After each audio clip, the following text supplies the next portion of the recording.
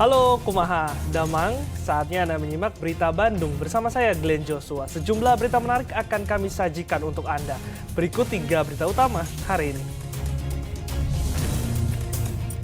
Meski tak ada aliran listrik, sebuah gudang toko material ludes dilalap api di kota Sukabumi.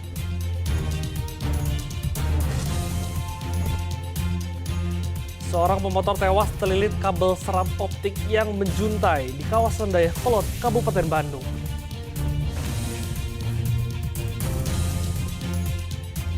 Kebakaran tempat pembuangan akhir sampah bertambah, kali ini menimpa TPA Kopi Luhur, Kota Cirebon.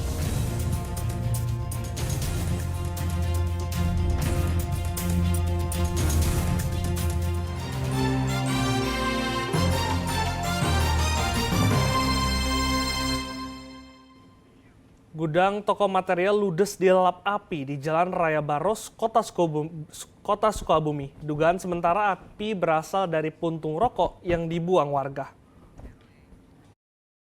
Pihak terkait Damkar dan BPBD. Api membakar sebuah gudang material di Baros, Kota Sukabumi pada Jumat siang. Api membesar hingga membakar bangunan lainnya yang merupakan tempat penyimpanan kayu. 6 unit mobil pemadam kebakaran bergegas ke lokasi kejadian. Banyaknya material yang mudah terbakar membuat pemadaman memakan waktu. Petugas menduga penyebab kebakaran akibat puntung rokok karena posisi gudang berada di bawah jalur pejalan kaki.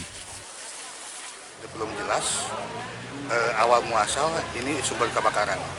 Nah, kemungkinan tapi ada indikasi katanya kalau di atas itu ada orang tempat lalu lalang jalan, ada indikasi kemungkinan rokok yang dibuang. Dugaan itu diperkuat dengan kondisi toko yang tidak memiliki aliran listrik ataupun kabel di areal ini. Pemilik toko menyatakan mengetahui adanya kebakaran dari ayahnya. Kalau kata yang laporan dari sana, dari ujung di apa ya? Ya di ujung. Kemungkinan Bu, apa yang Ibu ketahui dari munculnya api itu dari mana? Kalau kata yang hafal kan itu nggak ada listrik ya di ujung itu katanya. Dari juga katanya mungkin dari puntung rokok gitu. Kerugian dari kebakaran toko material dengan luas 250 meter persegi ini ditaksir mencapai 200 juta rupiah. Meski api sudah padam, petugas melakukan pendinginan di sejumlah titik yang masih mengeluarkan asap. Asep Didi melaporkan dari Kota Sukabumi.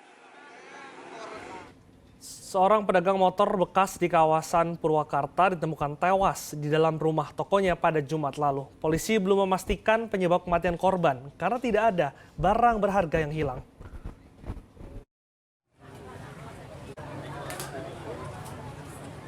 Garis polisi terpasang di rumah toko yang berada di Desa Bundar, Kecamatan Jatiluhur, Purwakarta.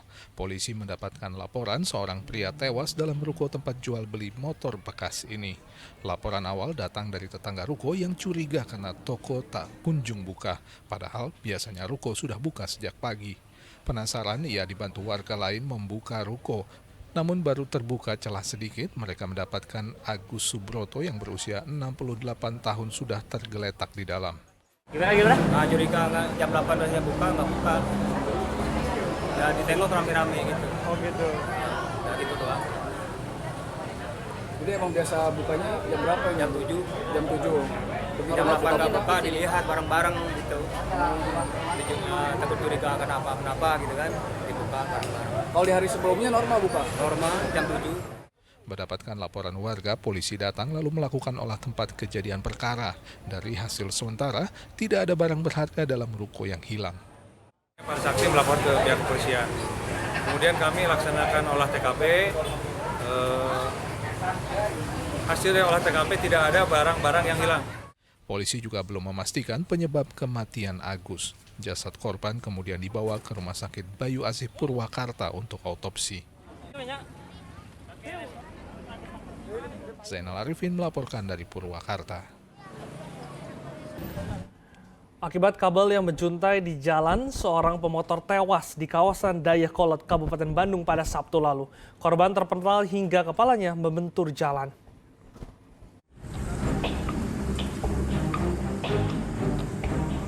Video amatir ini menunjukkan seorang pengendara sepeda motor yang tewas di Jalan Muhammad Toha Palasari, Kecamatan Dayakolot, Kabupaten Bandung. Saksi menyatakan pria asal Bojong Malaka ini tewas terlilit kabel yang menjuntai setelah tersangkut truk yang melintas. Saat itu korban Yudi hendak pulang kerja dari arah kota menuju Bale Endah pada pukul 4:30 pagi. Warga sekitar menyatakan kabel yang menjuntai di sepanjang ruas Jalan Muhammad Toha Palasari ini sering terjadi, bahkan memakan korban. Meski sudah diperbaiki, kabel masih saja menjuntai kembali. Jadi kabel ini katanya kena kontainer. Nah, jadi kabelnya ke bawah, gitu. Ada yang naik motor, katanya gitu. Jadi sangkut ya, Pak? Bisa sangkut sana ini katanya. Gitu. Langsung meninggal di tempat katanya, Pak? Iya, di tempat sengaja di sini. Pak, ini kabel ini emang udah turun gitu, udah lama? Oh, udah lama ini mah. Udah lama. Sering itu dulu juga sering diperbaiki, ya diperbaiki. Tapi akhir-akhir ke bawah lagi. Jadi begini. Jadi harus ditertibkan begini. Ini kabel ini yang melintas ke sini, bagaimana supaya ini aman naik ke atas gitu. Warga menginginkan agar pemerintah Kabupaten Bandung membenahi instalasi kabel utilitas di Jalan Muhammad Toha tersebut. Polisi yang menangani kasus ini menyatakan akan berkoordinasi dengan instansi yang berwenang mengatur instalasi kabel utilitas di Kabupaten Bandung.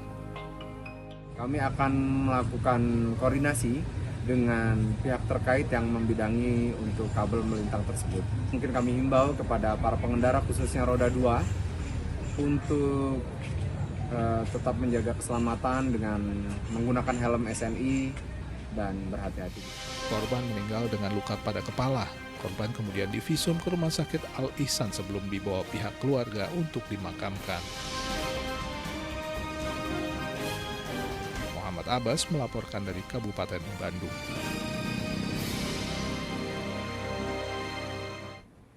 Sebuah rumah di samping kantor desa jadi tempat pemasok ratusan botol miras berbagai jenis di Kabupaten Tasikmalaya. Kejahatan itu terungkap usai polisi menggeledah sebuah tenda rumah makan di daerah Pasar Manonjaya. Sebuah warung tenda di pinggir jalan daerah Pasar Manonjaya digeledah Polres Tasikmalaya Kota. Petugas mendapatkan laporan banyak warung tenda atau jamu yang menjual minuman keras atau miras. Namun, ternyata petugas hanya mendapatkan 1 botol saja di warung ini.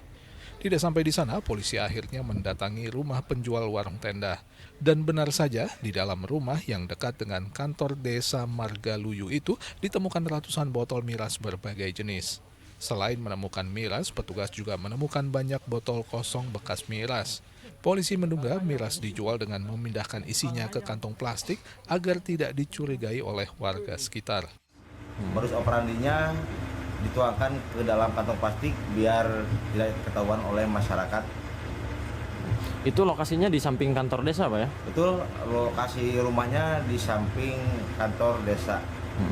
Berarti saat dilakukan penggeledahan memang ada di rumahnya banyak bekas. Betul. Juga ya, botol bekas, Pak ya? Pada saat digeledah di rumahnya banyak botol bekas ataupun botol isi. Seluruh barang bukti miras dibawa ke Mapolres Tasikmalaya Kota sebagai barang bukti.